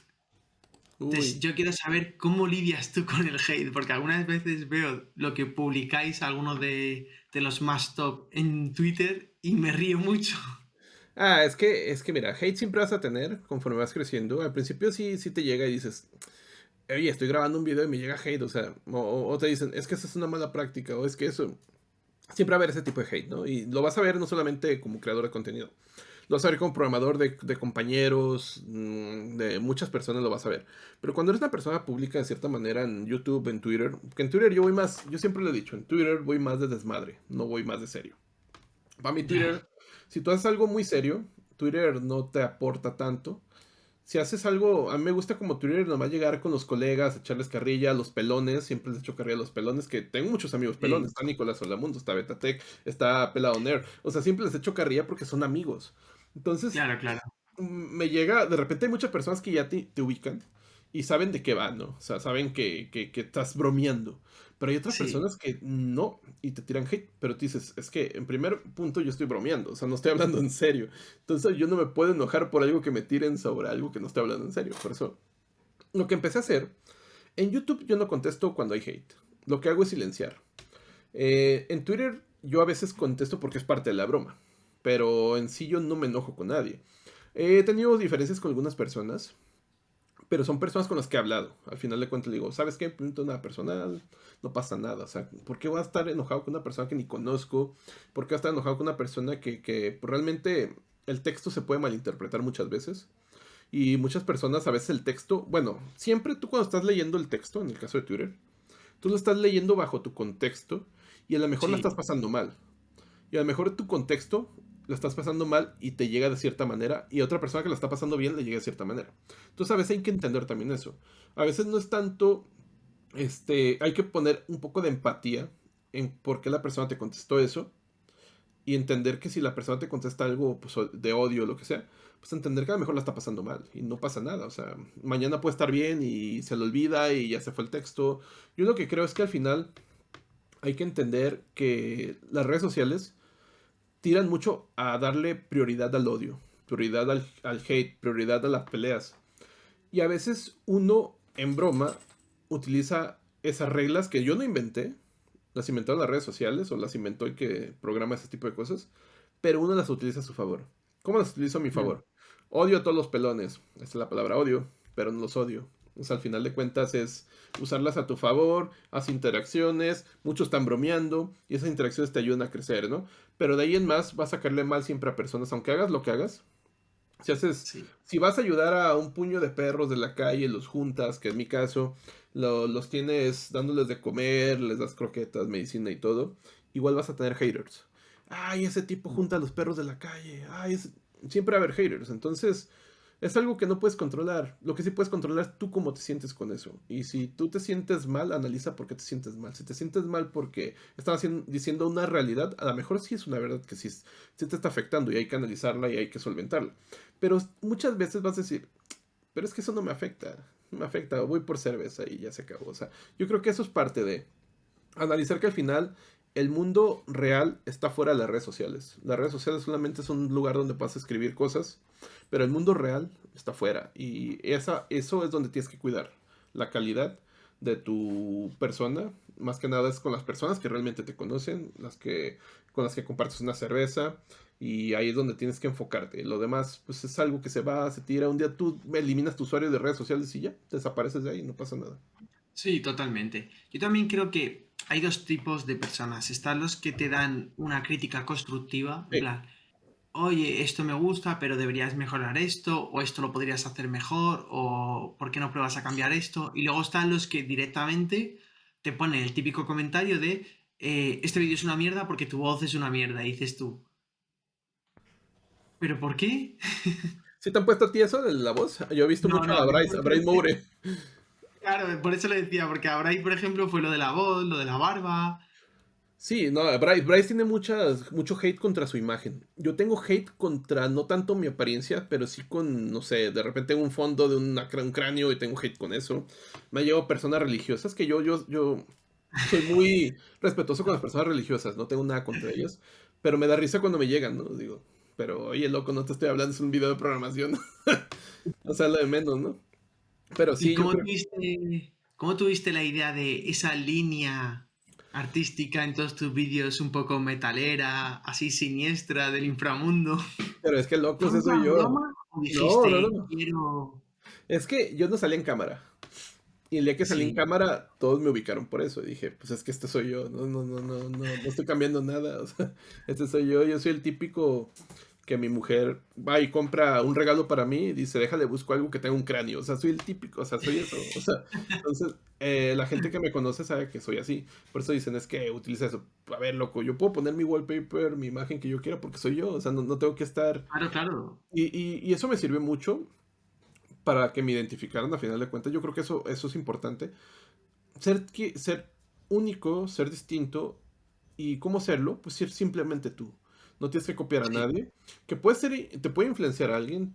A mí me ha influenciado muchas personas. Pero no necesariamente haces lo mismo que esas personas. Pero sí te influencian porque dices, ok, mira, esta persona está haciendo esto, le está yendo bien. ¿Cómo puedo yo aprender de eso? Eso me ha servido mucho. Personas que yo admiro en YouTube, sobre todo amigos, que terminan siendo amigos. Está Bryce Moure, Nicolás Dolamundo, Savitar, está Midu, está Betatech, Pelado Nerd. Muchos que vas conociendo personas y vas viendo qué es lo que están haciendo. Y vas viendo qué es lo que le está funcionando. Y nosotros detrás de cámaras hablamos mucho sobre qué es lo que le está funcionando. Hablamos mucho de ujú, cuando no le está funcionando algo. Son cosas que las personas no ven a veces. Estamos en contacto casi diario muchas personas y a final de cuentas yo creo que eso es clave, ¿no? Hacer una comunidad también que te diga también cuando la cagas, ¿no? Que digas, oye, güey, la claro. cagaste. O sea, y digo, ok, que también es válido. Puedes cerrar, va a cerrar, no eres perfecto, puedes crear un video a lo mejor muy polémico porque se te ocurrió. Y Sí, claro. puede estar mal. Lo que está mal es no cambiar de opinión. A veces te van a tirar mucho por eso. Porque dicen, es que tú antes pensabas esto.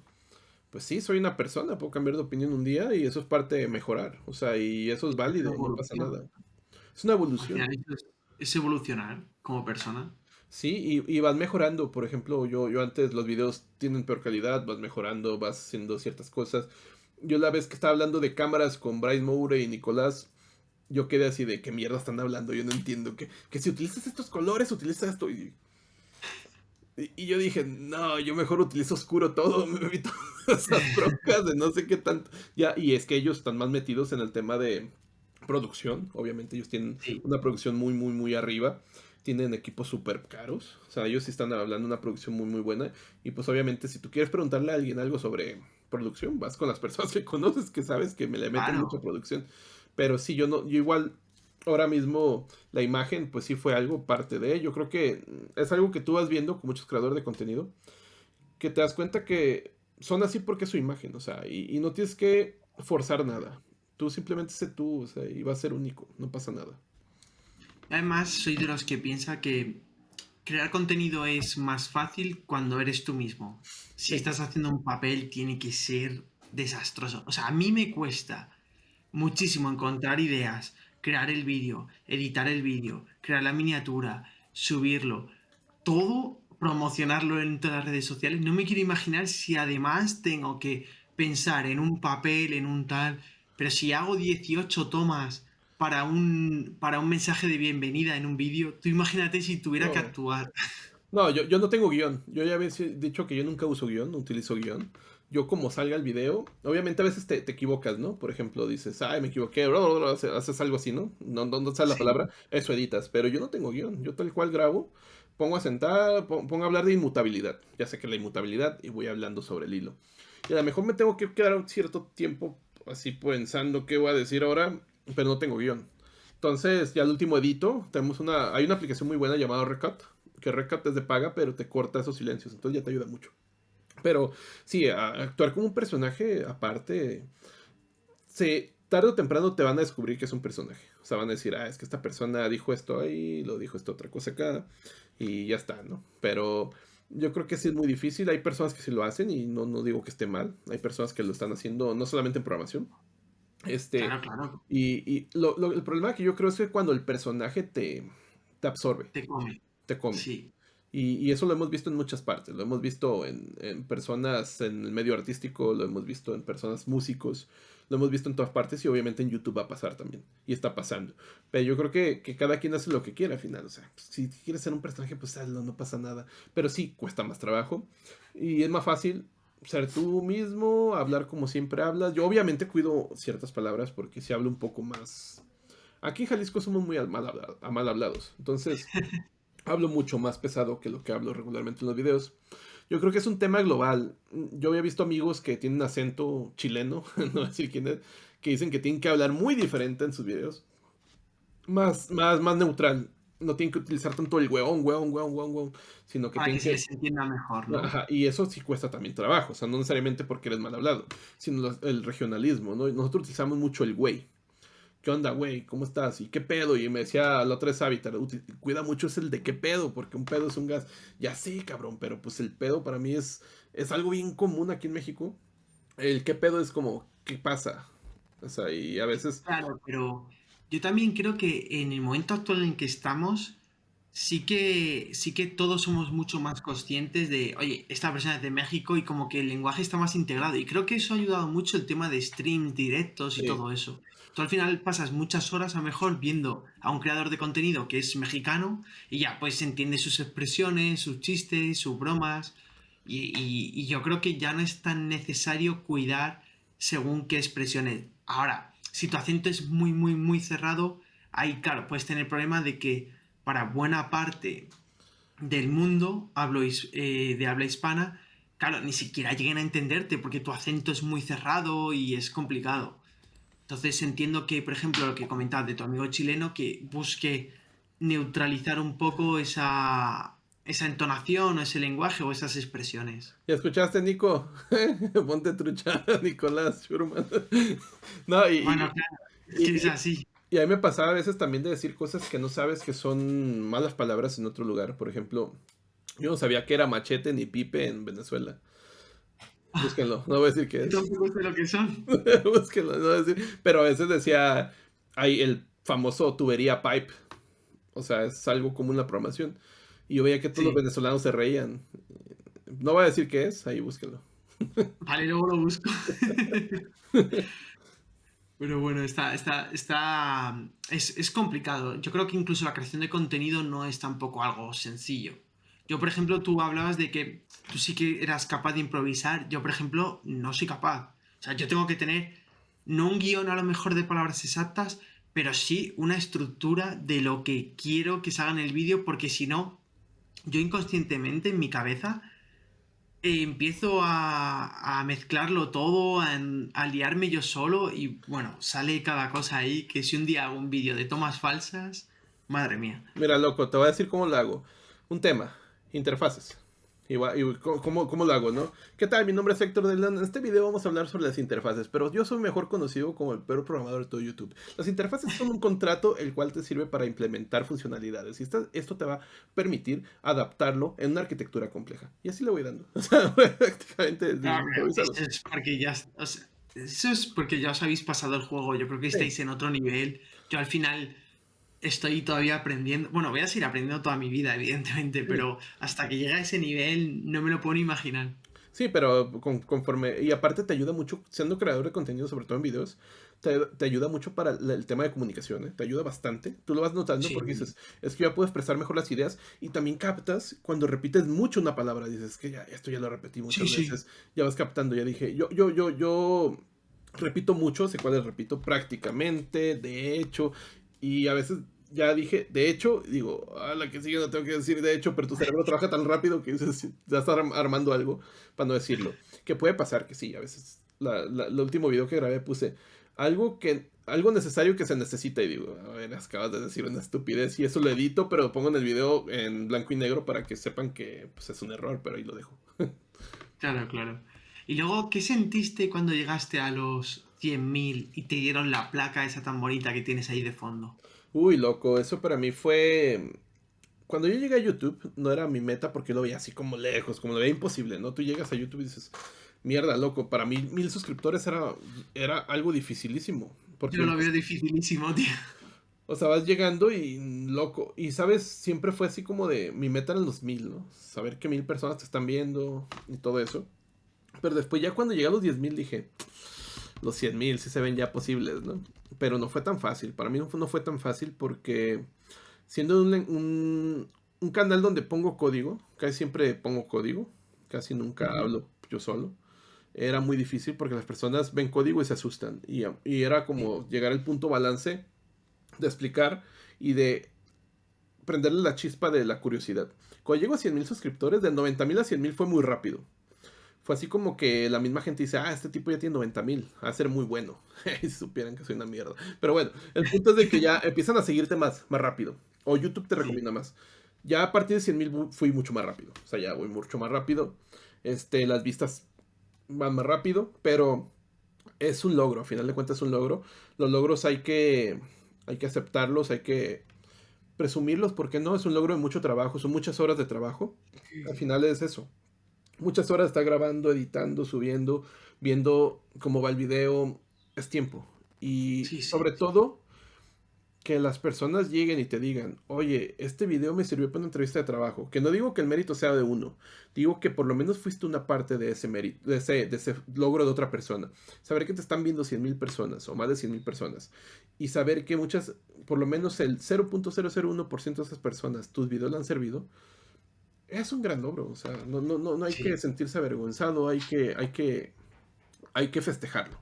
Y tú ya te tocará, ¿eh? Vas a ver, se siente muy bien, ¿eh? No, yo lo veo, no voy a decir imposible, pero lo veo, o sea, para mí ya llegar a 1.000 es como un reto. Yo quería acabar el año con 1.000 suscriptores y lo más cerca posible de las 4.000 horas estas de reproducción. Y bueno, estamos intentándolo, estamos haciendo distintos proyectos para intentarlo, ya sea directos o el propio podcast, pero yo 100.000 no, 100.000 yo lo veo Nada, loco. imposible, al Nada, sí menos por ahora. vas a llegar. Lo que te voy a aconsejar y todas las personas que crean contenido, que es importante. Las personas dicen, es que yo entiendo la parte de estoy creando contenido, me gusta, quiero ayudar a la gente. Eso es válido. Pero no es enemigo tampoco. No es enemigo ni es en contra de decir, quiero llegar a 100.000, quiero que me vea mucha gente. No es enemigo una ni la otra. Son simplemente complementos una de otra. A mí me gusta sacar un video y decir, este video me esforcé muchas horas para sacarlo. Y quiero que este video lo vean muchas personas. Porque es algo que me costó mucho trabajo. Y sé que muchas personas le puede ayudar este contenido. Y entre más personas sean, pues es mejor. No son enemigos. Porque a veces veo muchas personas que son haters de... Es que él nomás busca los likes, las vistas. Y eso no te perjudica nada. O sea, al final de cuentas, No, para que te nada. vean a ti no te perjudica a ti. Y yo lo que voy es eso.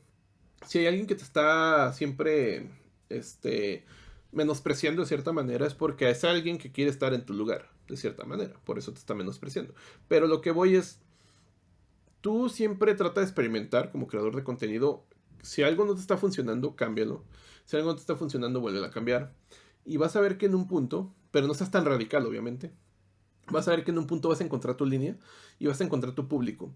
Es cierto que las personas se van volviendo de cierta manera muy... Les gusta tu contenido y van a estar viendo tu contenido a pesar de que no sean tecnologías que utilizan. Porque ya tienes como esa parte de personas que dicen, ah, ya subió un video, déjalo veo. Y eso es difícil encontrar ese universo de personas, pero cuando lo Ya, encuentras, se siente bien subir un video y que ese video lo veas así de repente en vistas, para arriba. Digas, ya. a este video le pegué. Se siente muy bien.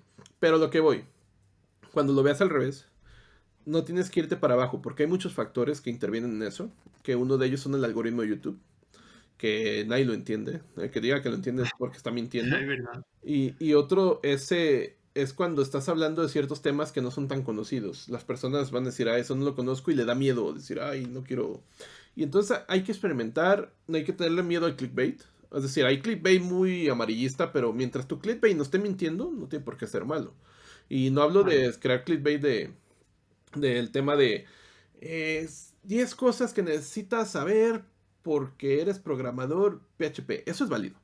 Lo que no creo que es válido es cuando te digan PHP está muerto y te digan lo contrario en el video. Estás mintiendo. Ahí estás mintiendo. Ya. O sea, hay que darle. Vale. Tienes que saber un poco de mercadotecnia. Porque al final de cuentas, las personas van a darle clic si les llama la atención o no lo que ven. Claro, claro. Y entonces, si no estás mintiendo, no pasa nada. Puede ser el clickbait más aceptado y la El más mierda. grande del Yo no mundo. critico eso. A mí realmente, cada quien tiene su estilo, va a tener su estilo. Yo nunca me pongo así, o rara vez me puse así, a lo mejor una vez. Pero no critico eso. Lo que critico es cuando mienten. Y eso yo creo que no es válido porque entras. Que no solamente vemos en programación, lo vemos en otro tipo de contenido más espectáculos. De que lo ves, la última foto de Chabelo antes de morir, ¿no? Y pues no te enseñan nunca la foto. O sea, nomás te dijeron que tomaron una foto, pero no te la enseñan. O sea, te están mintiendo. Ese tipo de Claro, cosas. claro. Yo creo que no es válido mentir. Totalmente. Pues me quedo con este consejo y lo voy a aplicar sin duda, vamos. Y ahora quiero invitarte a la última parte de este podcast, ¿vale? Que es una ronda de preguntas relámpago, Dale, dale. ¿vale? Son preguntas que más o menos la respuesta tiene que ser pues, relativamente rápida y sin pensar mucho, ¿vale? Esa sería la clave. Entonces, ¿estás listo? Dale. Vale.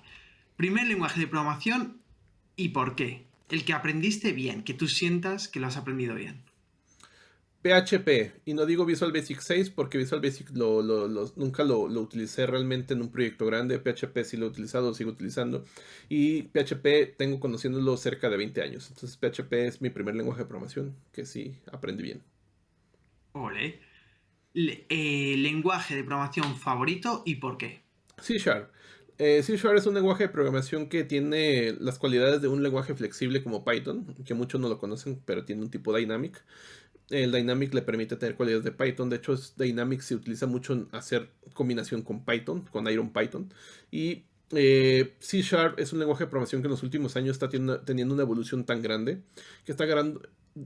Para mí, C Sharp es el lenguaje Kakashi. Kakashi de Naruto. Es el lenguaje que está copiando las cosas de otros. Entonces, está agarrando cualidades de Swift, está agarrando cualidades de JavaScript, está agarrando cualidades de otros lenguajes de programación, está aprendiendo. Entonces, tiene cualidades de C++, por ejemplo, de muchos lenguajes de programación. Y con la ayuda de F Sharp, que es un lenguaje de programación funcional que están haciendo también para .NET, F Sharp para mí siempre ha sido un lenguaje de programación que es, no, bueno, ya no tan experimental, pero es como ese lenguaje de, sacar funcionalidades para que C# después las agarre en cuanto a aspecto funcional. Y C# en cuanto al lenguaje funcional, en paradigma funcional C#, también es muy potente. Entonces C# es mi lenguaje de programación favorito. Joder, una respuesta muy completa. Ahora, framework favorito y por qué. Uy, es así, me asustas. Ay, es que no sé. Es así, sí me saca de pedo. Es que tengo muchos frameworks favoritos, pero si me dices, elecciona uno, ASP. ASP. Tiene que ser solo uno, así que piénsatelo bien y responde. ASP. Es que ASP tiene ¿Seguro? muchísimas. Sí, ASP tiene muchas, marcos iniciales de trabajo. Puedes trabajar como minimalista parecido a Express. Puedes trabajar con MVC, eh, que es parecido al árabe, los que sepan el árabe. Puedes Ujú. trabajar con Page ASP sin necesitar nada de mucho C Sharp. Puedes trabajar con Blazor. Entonces, ASP. Muy bien, muy bien. Ahora, y de favorito, y aceptamos como Visual Studio Code como un IDE. Aunque en realidad no lo es, pero con todas las extensiones que tienes como si lo fuese. Así que, ¿cuál Visual es el tuyo? Studio Enterprise. Visual Studio 2022. ¿Por qué? Porque Visual Studio, en cuanto a la versión es ya de paga, que ahorita como MVP, que a ver si sigo haciendo, no lo sé, mañana me dicen, pasado más. Bueno, como MVP te dan la versión más potente. Me ha parecido Wow, una herramienta está muy súper. bien, ¿eh? Sí, no, te dan muchas cosas como MVP. Te dan Azure también. Pero bueno, eh, si trabajas con .NET, trabajas con ambientes de pruebas unitarias, trabajas con cloud de Azure, trabajas con repositorios, Visual Studio ya tiene todo de cajón, o sea, el de paga. Tiene ya todo de cajón y las últimas versiones ya tienen una versión de GitHub Copilot también, así, por cajón. Entonces, a mí se me hace, obviamente es un gusto muy personal, pero yo estoy trabajando con Visual Studio desde hace más de 10 años, entonces también es algo como muy familiarizado eso.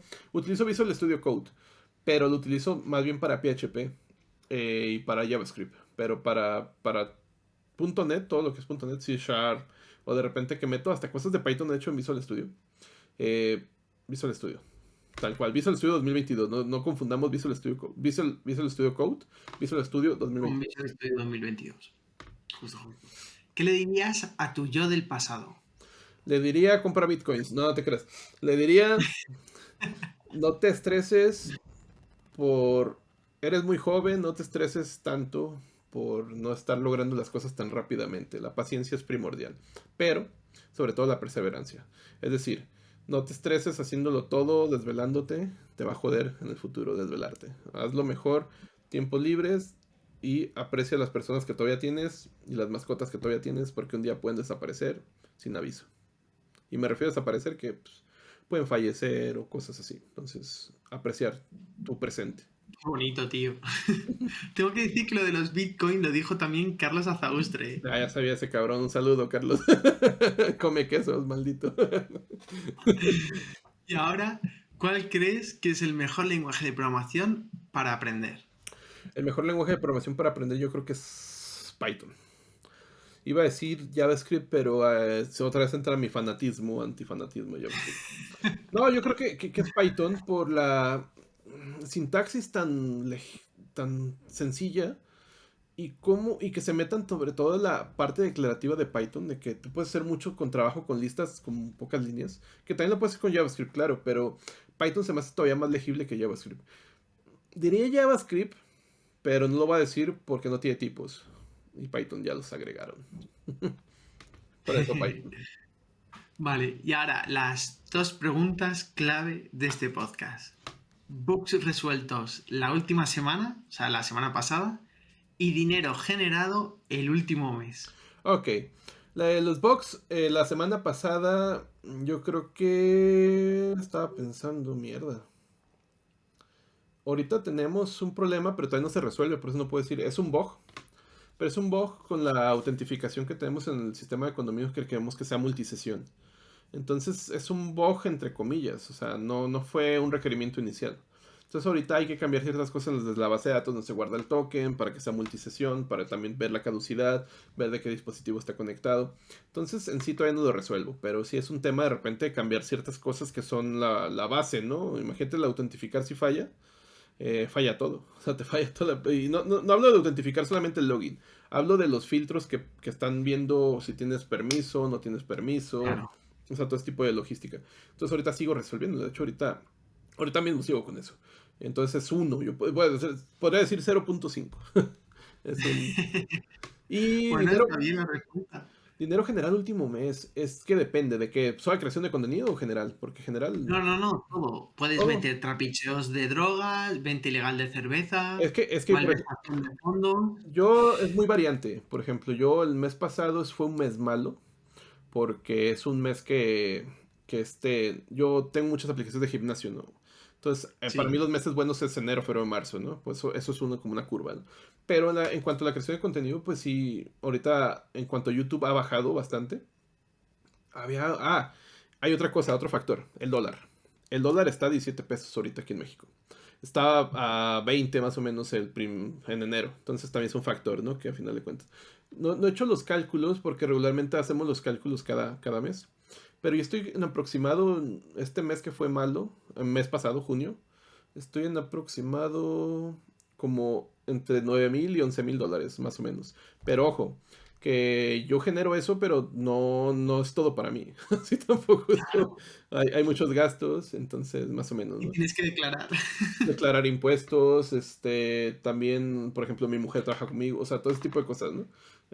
No es así como libres, ¿no? Entonces, pues no he sacado Sí, tampoco para mí es como lo que he sacado, puede ser mucho para personas, puede ser poco para otras personas, pero más o menos entre 9,000 y 11,000 calculo, a lo mejor se me va algún detallito, pero dólares, y de ahí conviértanlo, porque regularmente yo gano en dólares el 50%, el 60%. Entonces, más o menos. En pesos mexicanos se convierte 17, pues ya. Antes era mucho dinero. Estamos hablando de que si lo convertías a 20 pesos eran cerca de 220,000 pesos. Ahorita si lo conviertes son cerca de, no sé, ¿cuántos serían? Serían 170,000 pesos. O sea, imagínate cuánto baja. Entonces, ya. Sí, eso también es sí, un punto. fluctúa mucho la moneda. Sí afecta mucho. Pero no es queja, ¿eh? No me quejo. No me quejo, va bien. No siento que me vaya mal. No tengo hijos por ahora, entonces tampoco tengo gastos de eso, entonces tengo cerveza, mientras haya cerveza. Me alegro mucho. Pues ya estaría, Héctor. Espero que lo hayas pasado muy bien en el No, sí, podcast, espero que te haya gustado la entrevista.